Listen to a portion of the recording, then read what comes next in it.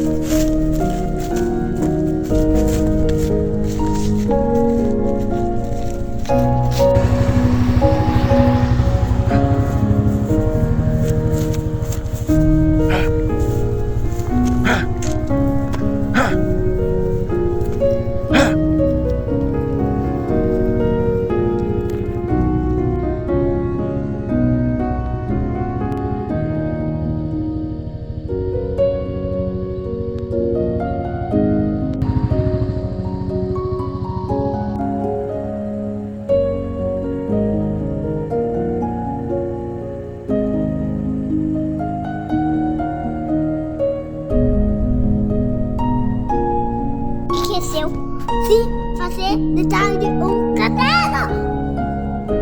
A gente não esqueceu, sabe o que aconteceu? A gente preparou a festa da Elisa, por isso.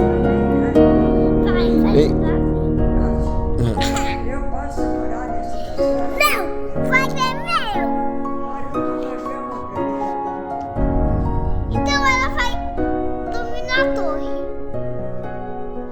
Na torre? Na torre.